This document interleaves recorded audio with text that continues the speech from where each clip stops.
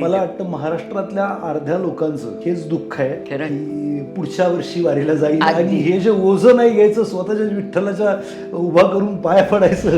वा, मी बऱ्याच बायका बघते, कशी आहेस, अगं काल माझं नाही झालं. तुम्ही काय असं करता? घरी तुम्ही बसता, आता मी माझा मुलगा सून नातवंड यांच्यामध्ये राहते, मिस्टर असं आमचं आहे.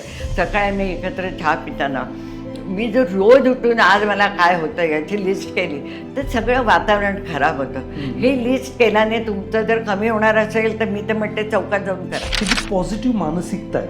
38व्या वर्षी करिअरला सुरुवात करायची ते ही डायरेक्ट सेल्स सारखा स्टफ जॉब नाही आहे. याच्यामध्ये पण तुम्ही स्वतःला म्हटलं मी करू शकते. किंवा आता 55व्या वर्षी तुम्हाला हॉबी जगायची, आता सगळे फायनान्शियल फुलफिलमेंट झाले, तेव्हा तुम्हाला विचार येतो. इथून मागच्या 20-25 वर्षापूर्वी विचार येतो की मला अभिनय करायचा आहे आणि तुम्ही ते विचार करता आणि तुम्हाला ते काम पण मिळतं. ही जी पॉझिटिव्ह थिंकिंग आहे कुठून आली? आज मोबाईल हातात आहे तुमचं, तुम्ही एखादा व्हिडिओ करून टाका यूट्यूबला, टाका फेसबुकला, सोशल मीडियावर टाका. कधी कोण फेमस होईल सांगता येते का? तुमची कला सांगायला आज आता तुमची कला हातात आहे, बरोबर. मोबाईल हातात आहे म्हणजे जग हातात आहे.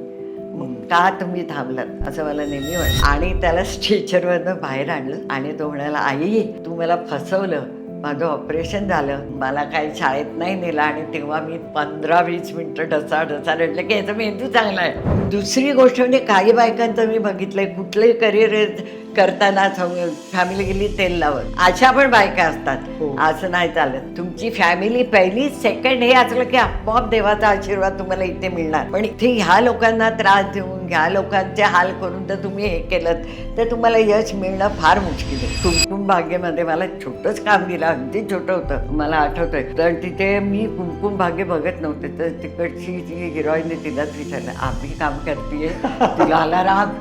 Oh my God. मग मी दुसरीला विचारलं, तिला अरे म्हटलं यांना राग का येतोय?